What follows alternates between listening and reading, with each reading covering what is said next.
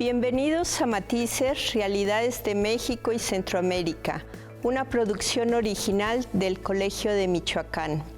El programa de hoy se titula Influencia política y social de los evangélicos en México y Guatemala. En las últimas décadas, la actividad política de cristianos no católicos en América Latina ha sido más visible, creciente y diversificada.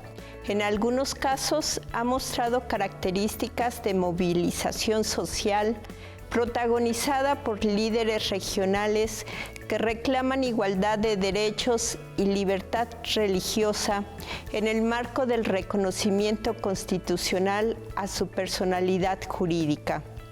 En otros, han multiplicado su presencia en puestos parlamentarios, buscando instaurar partidos políticos e incidir en leyes y políticas públicas, particularmente las dirigidas a la juventud, la familia y el control de la sexualidad.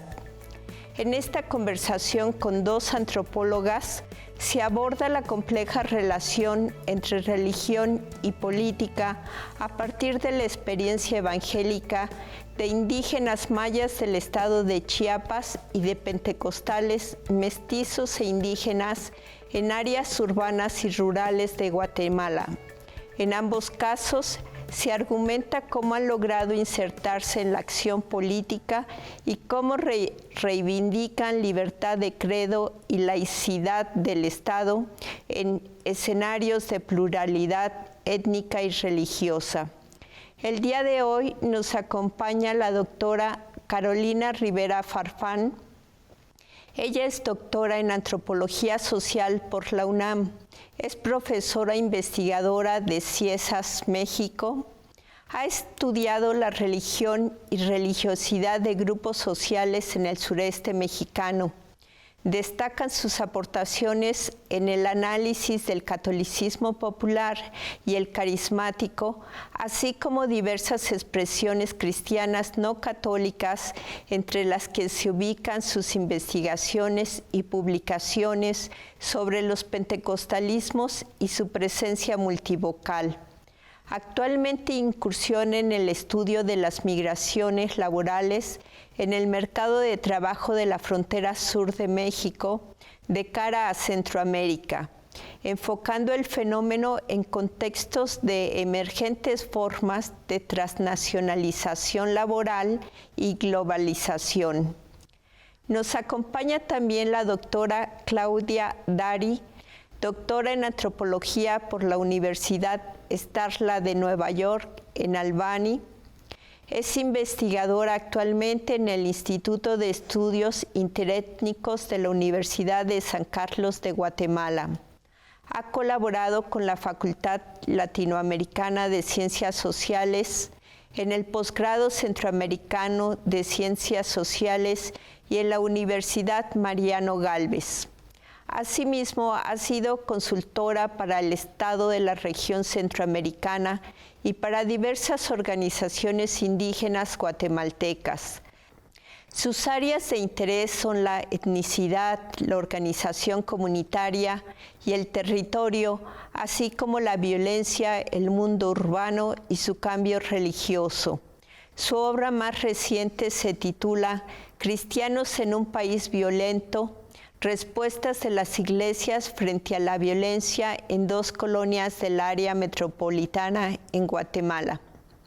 Bienvenidas, y les damos la más cordial de las bienvenidas al Colegio de Michoacán y agradecemos su presencia en esta mesa.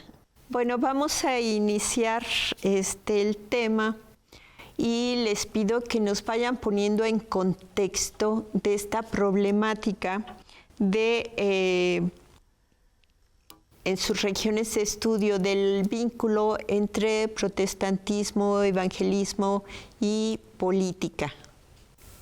Bueno, yo creo que hay que entender la situación de la conversión al protestantismo de una gran cantidad de pobladores, en el caso de Guatemala, dentro de su contexto histórico, social, político, económico, y en realidad es muy interesante ver en qué momento llegan los protestantes a Guatemala o cuándo se abren las puertas al protestantismo, que es en 1882, cabalmente con los gobiernos liberales de finales del siglo XIX. Y realmente es ahí, en ese preciso momento, empieza a verse esa vinculación con la política, porque realmente los gobiernos, en ese momento de Justo Rufino Barrios, quería crear un ambiente amigable a estos inversionistas norteamericanos y alemanes que llegaban y que tenían otra religión y que ellos querían invertir en Guatemala, promover el cultivo del café, pero había que crear un ambiente favorable para eso y por eso se permite que ellos lleguen y se modifica también y se crean leyes y decretos para permitir la libertad de culto por primera vez en el país. Y entonces a partir de ahí empezamos a ver la llegada de estos grupos. Y entonces yo creo que por eso es muy importante ir comparando esos contextos políticos y económicos con ver cómo va llegando los protestantes. Entonces, para ver desde la perspectiva histórica, eso podría decir por el momento para el caso de Guatemala. Sí, y es importante que Claudia mencione esto porque, como hemos visto en los estudios, por lo menos del sureste mexicano, es que el protestantismo en Chiapas, el protestantismo histórico, como lo hemos venido estudiando, no es posible explicarlo si no conocemos esa influencia de Guatemala en este periodo liberal en que los protestantes tienen una aceptación desde el Estado, desde el gobierno, y cómo la influencia se da hacia las fronteras de los estados, de los municipios fronterizos de Guatemala y Chiapas, y la labor misionera, sobre todo de los presbiterianos, tiene una importancia relevante, muy relevante, el papel de los misioneros guatemaltecos. Y cómo estos van llegando y se van introduciendo a los territorios del sureste chiapaneco, no solo en Chiapas, sino también en Campeche, Yucatán, Quintana Roo y Tabasco, ¿no? Entonces hay, digamos, una impronta muy importante en esta etapa, pero sobre todo lo que vemos, sobre todo a principios del siglo XX, es la emergencia del pentecostalismo, que si bien no hay una explicación unívoca, también la injerencia de Guatemala, de iglesias guatemaltecos y de líderes guatemaltecos, es necesario mantenerla. Y me gusta traer esto porque esa influencia que va teniendo en Chiapas tiene una primera aceptación fuerte en las localidades y regiones indígenas. Las zonas mayas son las primeras en convertirse, aunque también las regiones fronterizas, bueno, mayas en términos genéricos, choles, tojolabales, tzotziles y celtales, ¿verdad? Tanto de la región fronteriza como de la zona selvática y la región de los Altos de Chiapas. Entonces, digamos, es como un primer momento que hay que considerar cuando queremos hablar del vínculo religión y política, sobre todo de cristianos no católicos, ¿no? Bueno, ahorita vamos a hablar de esa parte, pero sí es importante cómo esta impronta guatemalteca que llega al sureste mexicano tiene pues una particularidad importante en el mismo periodo que está mencionando Claudia. Es muy rica esta visión que nos presentan porque en los años 70 hubo explicaciones del crecimiento del protestantismo en las que se hablaba de que era una invasión norteamericana y ustedes nos están hablando de otros contextos que permitieron ese crecimiento. En este sentido, también cómo entender el decrecimiento del catolicismo en las regiones que ustedes trabajan. Para retomar lo que estabas diciendo sobre esta tesis de la conspiración americana o anglosajona, para que se comprenda mejor, es una tesis que decía que bueno, las personas habían cambiado de religión, se habían convertido como el éxito de una campaña contrainsurgente que orquestada desde los Estados Unidos y de la Agencia Central de Inteligencia había provocado estos cambios como para poner un freno al comunismo, a las ideas de izquierda y que, bueno, etcétera.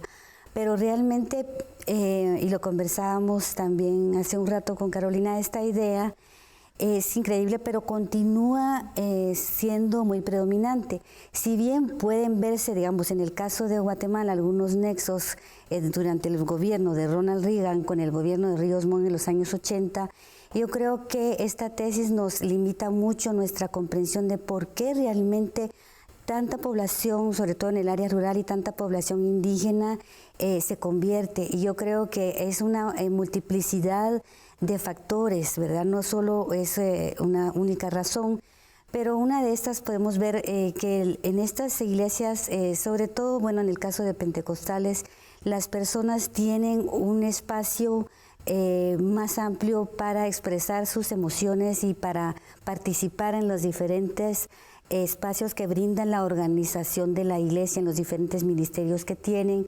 También es cierto que muchas dan sus sermones, sus servicios religiosos en los idiomas mayas, en los idiomas indígenas, y los pastores o los líderes religiosos son uno de la misma comunidad. Puede ser tu vecino, puede ser el que vive en el otro barrio, pero es de la comunidad. O sea, es uno de los nuestros, que de alguna manera se ve que ha tenido una misma experiencia, que puede ser una experiencia de pobreza, de exclusión social, de discriminación étnica. Entonces yo creo que de alguna manera eso tiene un impacto importante en las comunidades. Y para asociarlo al asunto del declive del catolicismo, podríamos pensar que también la Iglesia Católica de alguna manera sigue siendo bastante jerárquica, y muchos de los sacerdotes a veces no hablan los idiomas mayas. Ha habido algunos cambios, ¿verdad? Porque no se puede generalizar. En el caso de Guatemala, los dominicos hablan quechí, pero no son todos. Entonces, muchas veces, estos sacerdotes pudieran estar replicando, a veces puede ser sin quererlo, algunos esquemas de discriminación y racismo, o simplemente una falta de incomprensión por la manera de ser cultural de los otros grupos. Pero bueno, vamos a dejar un espacio a Carolina también. Sí, está perfecto. Efectivamente no hay una sola respuesta y una sola causa para explicar tanto la presencia como el crecimiento, el boom sobre todo del pentecostalismo en nuestras regiones y en América Latina, lo podríamos decir. Si pensamos en la Iglesia Católica, en el caso mexicano y en el sureste mexicano, hemos visto que la Iglesia Católica no ha tenido una capacidad de cobertura. Son regiones tan amplias que no tienen en sus proyectos pastorales una influencia y una injerencia en todo el gran territorio del sureste mexicano, ¿no? A excepción de Yucatán, y pensemos en Mérida, pero en todos los demás estados hay una ausencia muy fuerte de la Iglesia Católica, y no es nueva, es desde la colonia, sobre todo hay una resistencia de las poblaciones indígenas por este empeño en cristianizar, ¿no? Y eso se ha traído hasta lo contemporáneo, ¿no? No hay una capacidad, pero por otro lado, Claudia dijo algo muy importante. Estas iglesias, sobre todo pensemos, yo creo que hay que hacer distinciones puntuales, las pentecostales, que son las que más han crecido, sí tienen otras maneras de llegar a la comunidad, a la localidad, a las poblaciones, ¿verdad? Es una religiosidad y una espiritualidad que empieza desde la base, ¿sí? Vamos a hablar en nuestra propia lengua, voy a dirigir un discurso religioso, eclesiástico, incluso espiritual, desde la propia plataforma cultural, ¿no? En donde nos estamos moviendo. Por otro lado, también me parece que hay que hablar de las iglesias que sí tienen proyectos evangelizadores muy, muy poderosos, muy bien articulados. Digamos que hay proyectos proselitistas evangelizadores que preparan a sus mismos miembros para poder ir y predicar la palabra, ¿no?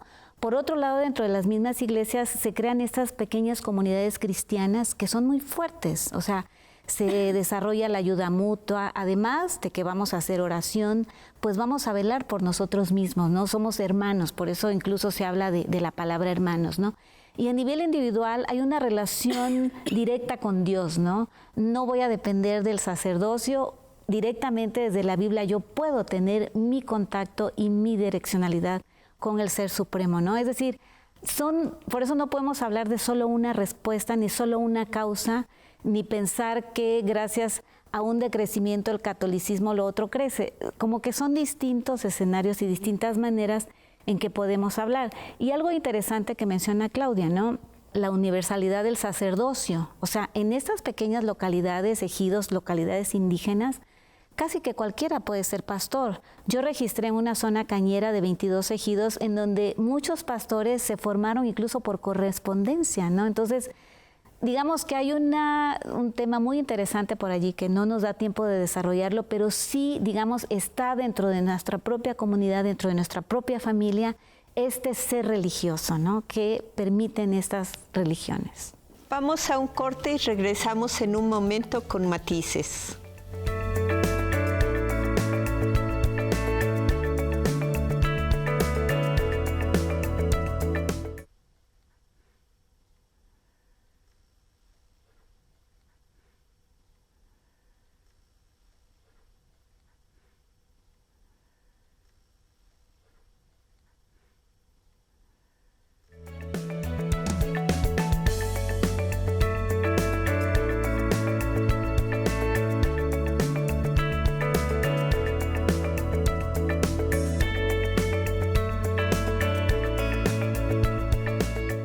Bueno, regresamos con otra pregunta. Ustedes nos hablaron que en el siglo XIX empiezan a llegar algunas iglesias, principalmente para atender población extranjera. Y nos han hablado de iglesias pentecostales. ¿Qué diferencia hay entre estos dos tipos de iglesias? Sí, bueno, las que solemos denominar como iglesias históricas, claro, son las que primero llegan y nos estamos refiriendo, por ejemplo, a los presbiterianos, bautistas, nazarenos, metodistas, misión centroamericana, o sea, algunas que ciertos autores llaman como iglesias de trasplante, iglesias de misión, que muchas veces eran los luteranos, ¿verdad? Y de alguna manera estas iglesias nunca son tan jerárquicas como la Iglesia Católica, pero sí mantienen ciertas formalidades, cierta manera de organizarse, o sea, por ejemplo, tienen ciertas votaciones para elegir a sus pastores, tienen sus consejos pastorales digamos, sí se rigen, son bibliocéntricas, cristocéntricas. En cambio, las iglesias pentecostales provienen de un movimiento de reavivamiento que surge en los años, a principios del siglo, en los Estados Unidos, y luego vienen, pues, en el caso de Guatemala, hacia principios del siglo XX, en los años 20, en los años 30, y la diferencia fundamental es que se rigen por los dones del Espíritu Santo, se cree en la centralidad del Espíritu Santo, y estos dones pues son la glosolalia o el hablar en lenguas, la profecía, la sanación divina. Entonces hay mucha explosión de emotividad en estos servicios religiosos, y también su forma organizativa es mucho más flexible. Es decir, los pastores no necesitan pasar por, digamos, seminarios de teología tanto tiempo. No quiero decir que no estudien, pero es más flexible. Como ya lo decía Carolina, puede ser que un pastor una persona siente el llamado divino de dirigir una comunidad, y bueno, pues se siente pastor o recibe una instrucción pues en un tiempo más corto, ¿verdad? Básicamente, tal vez Carolina puede... Sí, para completar, es la misma historia que tenemos en México, y es la misma historia que tenemos para todos los países de América Latina, ¿no? La manera en cómo Claudia lo ha puesto, sí. Efectivamente, estas iglesias que llamamos históricas, pues no tenían proyectos misioneros, por eso no crecen. No crecen porque no sabemos si era su plan, pero sí tienen una injerencia social muy importante, ¿no? Muchas de estas iglesias, sobre todo luteranos, metodistas, pues tenían ideas más liberales, ¿no? Ideas liberales acopladas en un contexto político liberal, y sí fueron fundadoras de institutos, de escuelas, de asociaciones, donde aportaban por allí, aunque era, me parece que una especie de una aportación como más elitista, ¿no? No llegaban a las masas. Y entonces cuando aparece el fenómeno pentecostal, como lo viene denominando, pues sí, es otra historia. O sea, es otra historia que efectivamente está llegando a las masas, al pueblo, ¿no? Como la Lid de Piney dijo, ¿no? La religión de las masas, ¿no? Cuando hace un estudio sociológico muy importante en Chile, que fue de los países donde se iniciaron. Y muy rápido empezaron a crecer. Entonces nosotras que estudiamos estos, como otros colegas, decían, bueno, ¿a qué se debe este crecimiento tan impresionante y tan rápido?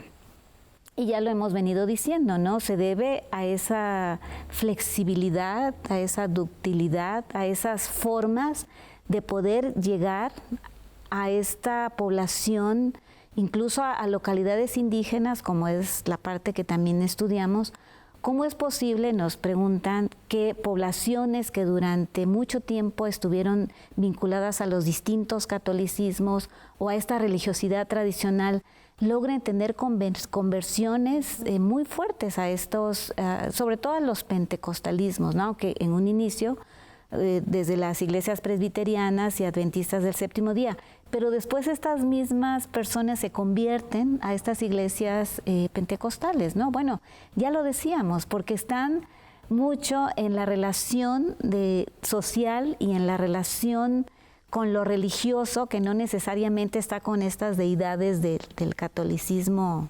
ortodoxo, por decirlo de alguna manera, con estas otras manifestaciones del Espíritu Santo, que pareciera a veces que fuera una paloma o a veces un ser supremo, pero está involucrada en muchas maneras de crear estas religiosidades. El Espíritu Santo puede ser incluso una expresión, no sé, desde el mismo cerro o el agua, como lo era con el catolicismo tradicional, ¿no? Uh-huh.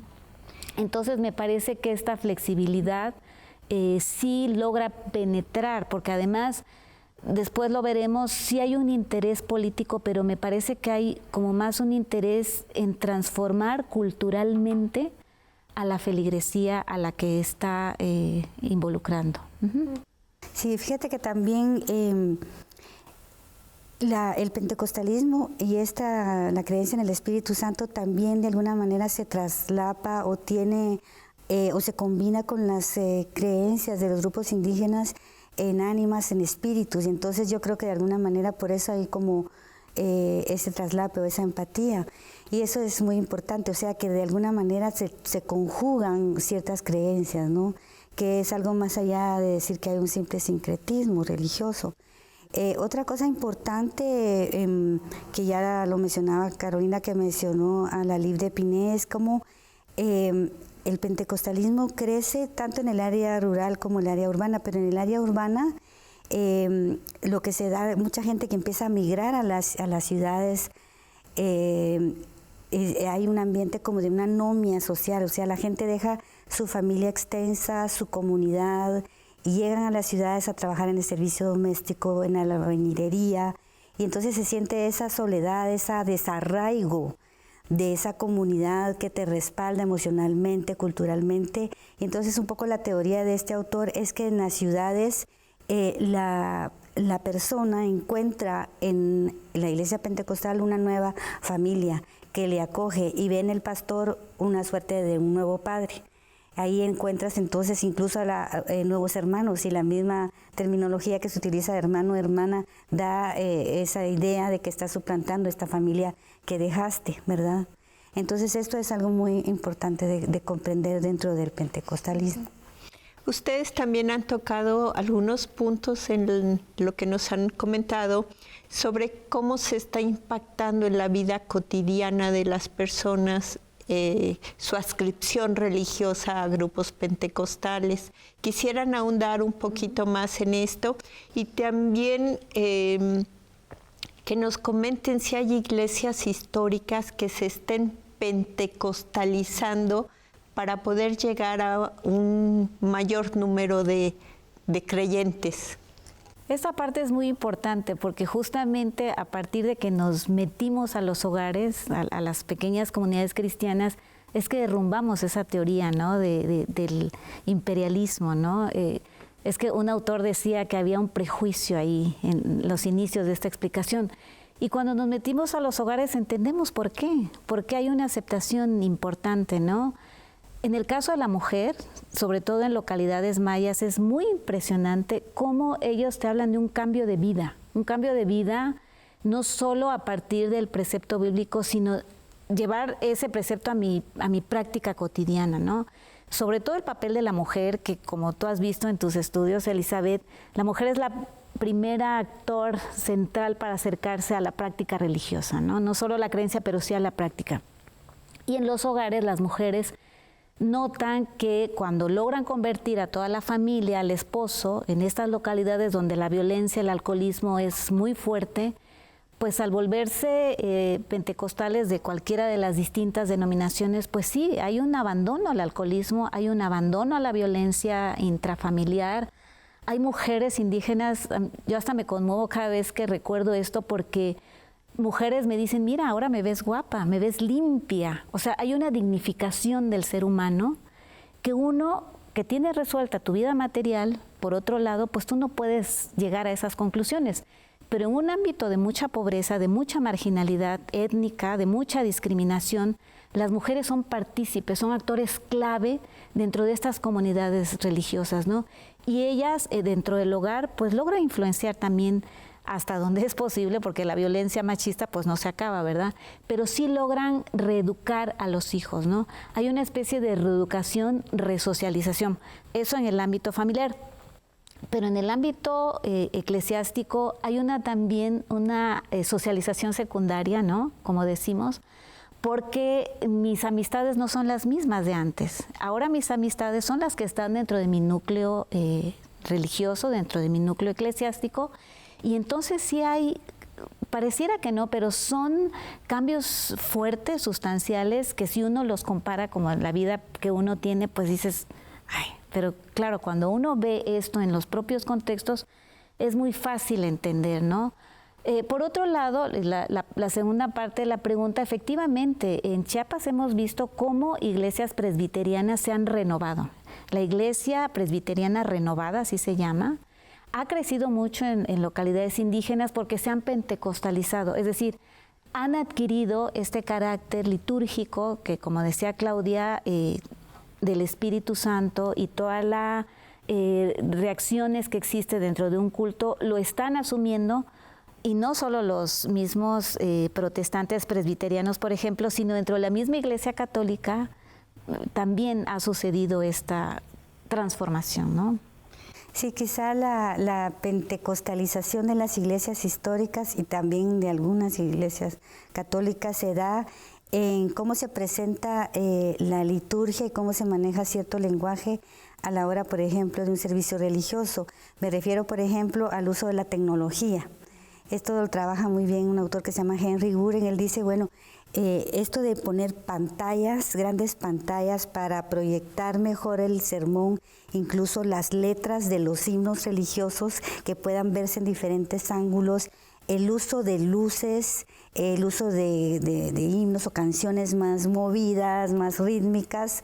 De alguna manera es eso lo que se está adoptando, es influencia de las grandes iglesias, sobre todo neopentecostales, y que se empieza a adoptar porque se ve que es muy atractivo, sobre todo para los jóvenes. Quizá en el fondo, que en los aspectos doctrinales, esta parte quizá habría que analizarla un poco más, o sea, no creo que adopten totalmente los aspectos doctrinales de la pentecostalización, pero sí la forma, que es lo que se hace más atractivo. Y regresando un poco a este tema de cómo transforman la vida cotidiana, bueno, yo quisiera hablar un poco de los jóvenes. En Centroamérica, sobre todo Guatemala, El Salvador y Honduras, es muy fuerte la actividad pandillera y las contiendas entre pandillas, sobre todo en barrios muy empobrecidos y excluidos. Entonces, hemos visto y se ha comprobado que realmente los únicos que logran entrar en estos barrios y realmente generar transformaciones en los jóvenes son los pastores o evangelistas pentecostales, pero no todos, sino solamente aquellos que en su manera de pensar dicen que sienten un llamado de Dios para ir y transformar a estos jóvenes, que de alguna manera están permeados por la labor de Satanás, del demonio, y que se expresa su lenguaje, en su manera de vestir, en su manera de relacionarse, en las actividades que realizan como extorsión, asesinatos, violaciones, etc. Entonces ahí sí se genera, pero no es una tarea muy fácil, es una tarea muy compleja que lleva mucho tiempo, no siempre es exitosa, pero en un término sí de lograr transformar a estos jóvenes. Porque en el lenguaje de la política social para la juventud se habla de una reinserción social, pero en el lenguaje pentecostal se habla de una restauración del joven, porque es un nacer de nuevo. O sea, no se trata solo de reinsertarlo, de decirle, bueno, aquí tienes un trabajo, bueno, ya sacaste tu educación, pero los pentecostales piensan que si la persona no ha cambiado internamente su forma de hablar, de dirigirse a la otra persona, y muy profundamente en lo que cree, entonces que es de balde todo lo demás que hagas. Entonces yo creo que de alguna manera el modelo, pueden haber críticas, pero ha funcionado. Lo que pasa es que muchas veces el joven convertido al salir a la calle puede ser muerto, asesinado por algunos compañeros pandilleros que no les conviene o no les interesa haber perdido a este compañero que ahora está en la obra de Dios, ¿verdad? Entonces estamos hablando de actores muy importantes que no se consideran siempre, mujeres y jóvenes, ¿verdad? Cómo estos actores tan importantes están teniendo un papel muy activo y cómo las iglesias también están haciendo una labor social, digamos, de alguna manera. En sus propios términos. Exacto, en sus propios términos, por supuesto. Hay muchas críticas por allí que podríamos hacer, pero en los propios términos de las iglesias, ellos están cumpliendo una labor social importante, que es muy importante para los propios actores, ¿no? En este caso, jóvenes o mujeres, y sobre todo indígenas, ¿no? Esta aproximación que ustedes nos han dado nos permite tener como un panorama muy amplio, bueno, dentro del tiempo que tenemos en este programa de televisión, para conocer el campo religioso en el sureste y en Guatemala, y la parte de la participación política la veremos en un momento después de este corte.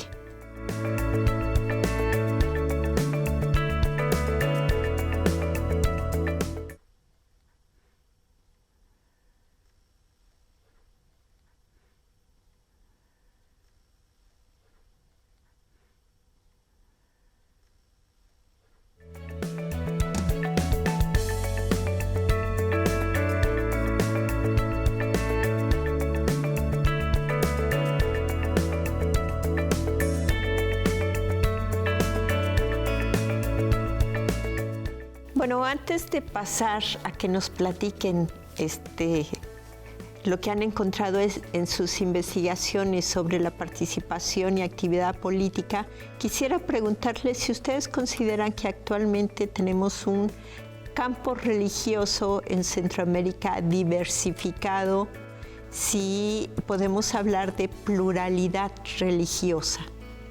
Yo creo que sí. En todo sentido. En el caso de la Iglesia Católica, incluso ahí no es homogéneo, porque tenemos tanto los grupos de renovación carismática, está también, digamos, la parte más conservadora, que son los Legionarios de Cristo, está el Opus Dei. Entonces yo creo que ahí también hay diversidad. Y en el mundo protestante, pues bueno, ya hemos hablado de las iglesias históricas, y tenemos también las iglesias pentecostales, pero también están otras que se consideran que no encajan dentro de estas líneas, sino son los testigos de Jehová, los mormones y los adventistas. Y bueno, también tenemos, digamos, en el caso de Guatemala, es muy incipiente, pero ya hay grupos musulmanes de la comunidad de Ahmadiyya, sobre todo en la ciudad capital, pero parece que ya en algunos pueblos del occidente, y que está un poco en crecimiento, pero es un lento crecimiento. Y luego pues grupos más minoritarios que practican algunas religiones hinduistas y una élite judía, una élite económica también muy pequeña, pero que ahí está con mucha fuerza empresarial. Entonces yo creo que se ve esa diversidad, ¿verdad? Tanto en la ciudad como en el campo. Sí, en el caso de México y en el sureste de México, por supuesto, sí hay una diversidad, pero me parece que vamos todavía en camino de la pluralidad. A ver si logro explicarme. Efectivamente, tenemos diversidad religiosa desde las expresiones e instituciones cristianas, ¿sí? En este gran abanico del que ya hablaba Claudia, que no es homogéneo. O sea, el mundo protestante, por decirlo genéricamente de esta manera, es muy amplio. Tenemos estas expresiones de iglesias históricas, tenemos a este grupo que en México le llamamos cristianos, evangélicos, cristianos no católicos, los testigos de Jehová, adventistas del séptimo día y mormones, que parece que no encajan ni en el pentecostalismo ni en los cristianos católicos. Tenemos los neopentecostales también, que es otra expresión interesante dentro del cristianismo no católico. Y están todas las otras expresiones también, ¿no? Judaísmo, que yo creo que ya desaparece porque en el censo, en el caso mexicano, ya al parecer es insignificante, pero tenemos también musulmanes, ¿no? El Islam también está metido en esta diversidad en México, y en el caso de Chiapas también tenemos musulmanes indígenas que ya también están divididos, como siempre, y para variar, eso ya no es novedad, de las ramas sufís y sunís, ¿no? Que también hay una historia muy interesante ahí por contar, ojalá tuviéramos tiempo, pero no lo tenemos. Entonces, digamos, sí hay una diversidad religiosa. El pluralismo yo lo entendería como estas acciones que podrían vincular, engarzar procesos ecumenizantes, ¿no? Me parecería, pero que estarían regidos desde el Estado. Y en el caso mexicano, creo que vamos para allá. No libre de disputas, no libre de tensiones, pero vamos para allá en donde haya un reconocimiento de toda la sociedad y dentro de las mismas instituciones religiosas a que haya una especie de reconocimiento e interlocución, ¿no? Que es lo que cualquier sociedad democrática aspiraría, ¿no? Entonces, me parece que hay diversidad y pluralidad, ¿no? Entonces, por ahí vamos. Y eso que no mencionamos a las distintas expresiones indígenas, ¿no? Que es otro mundo que como no están oficialmente reconocidas ni registradas, pues no sabemos mucho de su gran dinamismo, pero están en un campo religioso bastante dinámico, de una riqueza.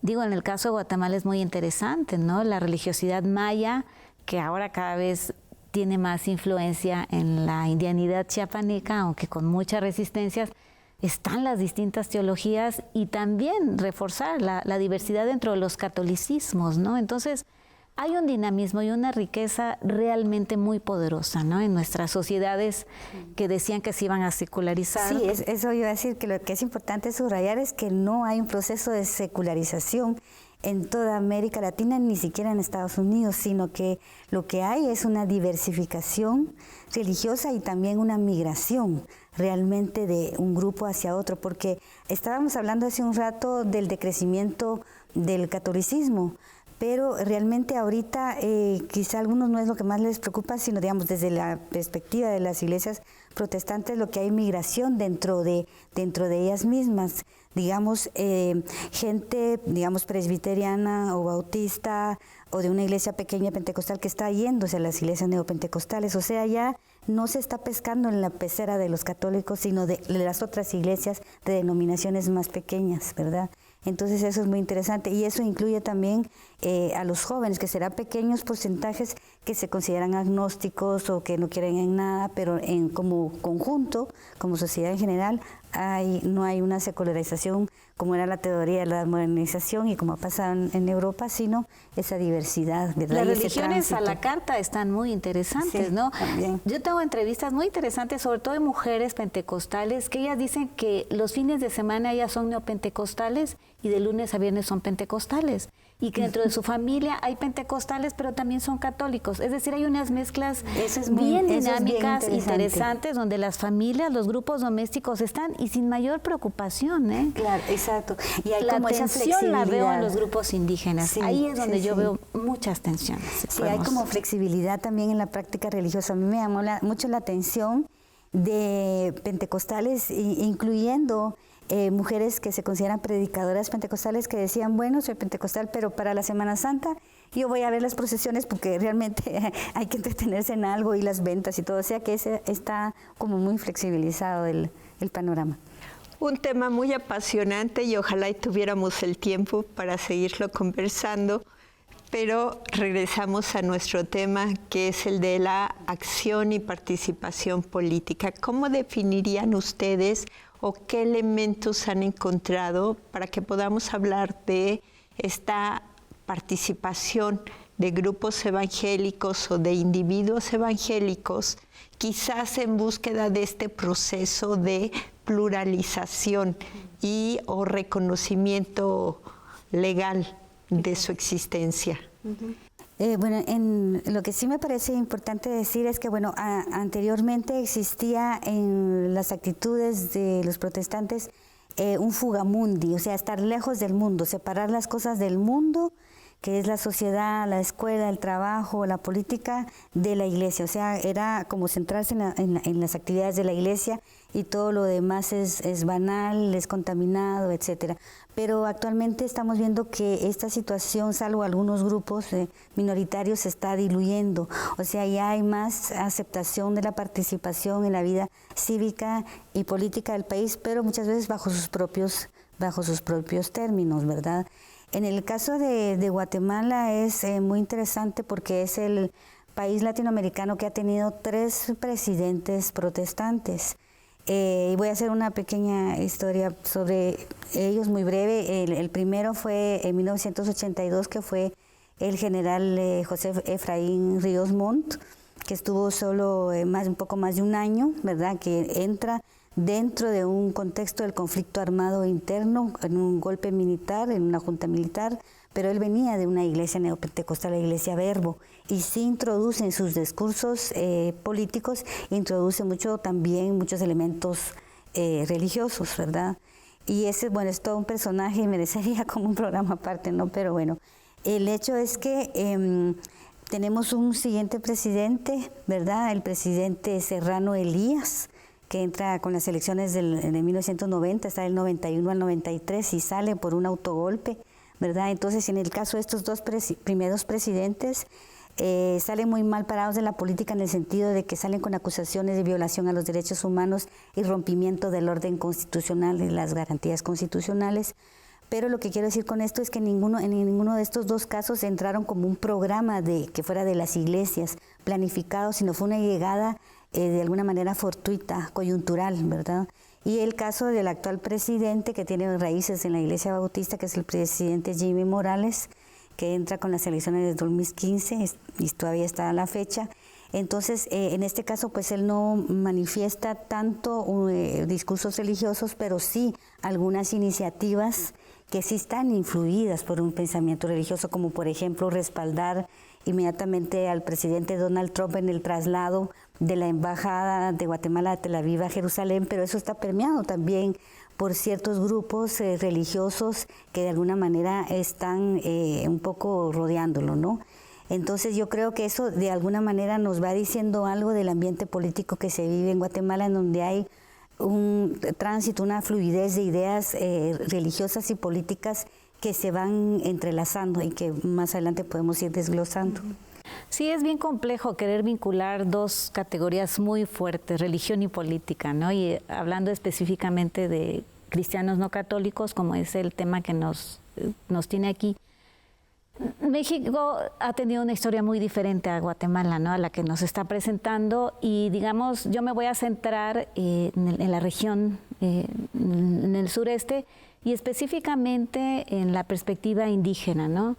Yo creo que, porque bueno, como ustedes saben, en todo México, el sureste mexicano y especialmente Chiapas, Tabasco y Campeche son los estados donde existe el mayor número de cristianos no católicos, ¿no? Entonces, también es lógico entender por qué la presencia y el activismo político está, digamos, en esta región, y especialmente, como decía yo, en las zonas mayas, ¿no? Es donde vemos que hay una participación política muy fuerte a partir de que hubo una reprobación, una descalificación hacia los indígenas conversos, ¿no?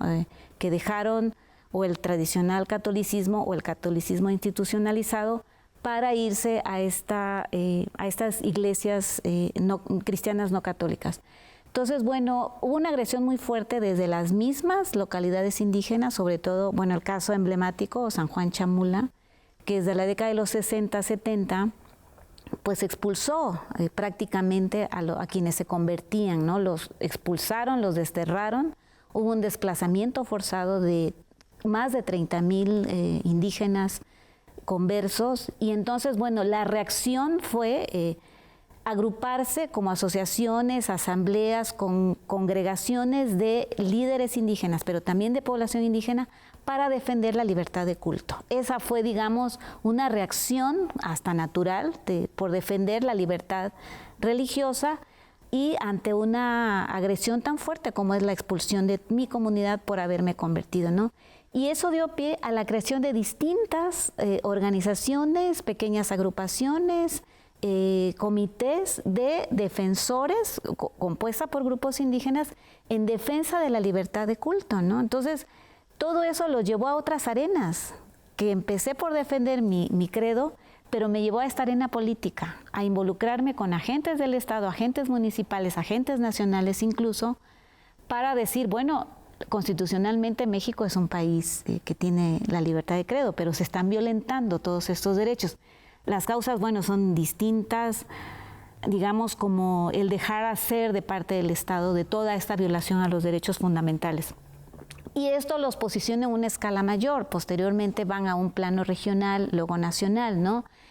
Y hasta en los años 90, con la Ley de Asociaciones Religiosas y Culto Público y las reformas constitucionales, hace que el Estado finalmente diga, bueno, sí, no hay solo una iglesia, sino tenemos una infinidad de iglesias. Hay una aceptación a la personalidad jurídica de los líderes y de los evangélicos en general, y esto ya los posiciona en otro ámbito, ¿verdad? Ahora ya no solo defiendo, sino también me posiciono en otro escenario de la política pública y yo puedo dialogar. Pero digamos que hay una historia inicial de agresión por mi conversión para defender la libertad de credo. Es donde empieza ese accionar político de los evangélicos en esta región, ¿no? Un tema muy apasionante, pero ya tenemos que ir cerrando, entonces les pediría por favor sus conclusiones, si quieren agregar alguna otra idea sin ampliar mucho. Solo quería ampliar un poquito. En el caso de Guatemala ha habido algunas iniciativas de ley que están siendo promovidas por grupos religiosos. Por ejemplo, el Día de la Oración, el Día de la Biblia y una por favor de la protección de la familia y de la vida, pero que sin embargo pareciera contradecir alguna legislación que ya está establecida. Entonces, un poco de parte de mis conclusiones es principalmente el respeto por esa diversidad religiosa. Podemos estar o no de acuerdo con la manera en que se expresa un grupo, en lo que cree, pero respetarlo, ¿verdad? Otra cosa es el respeto también al Estado laico, la laicidad, y pues finalmente también que de parte de los grupos religiosos y organizaciones e iglesias se respeten también los decretos y leyes y marco jurídico establecido que de alguna manera reflejan un consenso de la ciudadanía. Entonces que se respete y que también se conozca y se respeten los derechos humanos individuales y colectivos. Sí, yo pondría en el centro la tolerancia, sí. Es decir, cuando hay diversidad, no solo religiosa, sino una diversidad de todo, hasta la sexual ahora, me parece que lo que nos está faltando no solo es la práctica y la acción de la tolerancia, ¿no? Afortunadamente hemos avanzado, como yo decía, desde la década de los 70, 80, sí hubo una reprobación, una descalificación muy fuerte hacia el que se aleja del carril, como dicen, ¿no? Te saliste del carril, salirse del carril era salirse del catolicismo, ¿no? Entonces, bueno, me parece que hemos ido ganando con esta reforma constitucional del artículo 30 y que surge la Ley de Asociaciones Religiosas y Culto Público en México. Me parece que hemos ido como sentando las bases, ¿no? Ya hay un reconocimiento a la diversidad. Me parece que deberíamos trabajar más en la pluralidad. Yo creo que sí tendríamos que trabajar muchísimo desde las propias iglesias, porque a veces los mismos líderes religiosos hemos encontrado que son quienes están fomentando la confrontación, ¿no? Eso lo hemos visto, no es nada que se pueda ocultar, es algo muy visible. Y efectivamente, como dice Claudia, la tolerancia y la aceptación hacia el otro me parece que es algo que tenemos que trabajar muchísimo, sobre todo cuando en la creencia y la fe se trata, ¿no? Ahí parece que las sensibilidades se vuelven como mucho más tangibles, ¿no? También me parece que independientemente de sus opciones, de sus perspectivas religiosas, yo creo que hay que retomar algo importante, el papel de la mujer, que ha adquirido un protagonismo que no lo vemos en muchas otras partes. El ejemplo que Claudia da para Centroamérica es muy importante. La laicidad, que ahora la tenemos otra vez discutiendo siempre, es algo por lo que tendríamos que trabajar más. La interdisciplinaridad, que nos permitiría tener una explicación más de esta diversidad religiosa que tenemos, nos ayudaría muchísimo también a vislumbrar esto que está cambiando constantemente. Quedan muchas preguntas que nos han surgido a partir de su intervención. Lamentablemente el tiempo es muy corto y les damos las gracias por haber participado en esta mesa y esperamos que el público tenga un conocimiento más amplio de la problemática y complejidad que implica no solo la diversidad en el mundo religioso, en el campo religioso, sino también la complejidad que esto conlleva. Muchísimas gracias. Los esperamos en el próximo programa de Matices.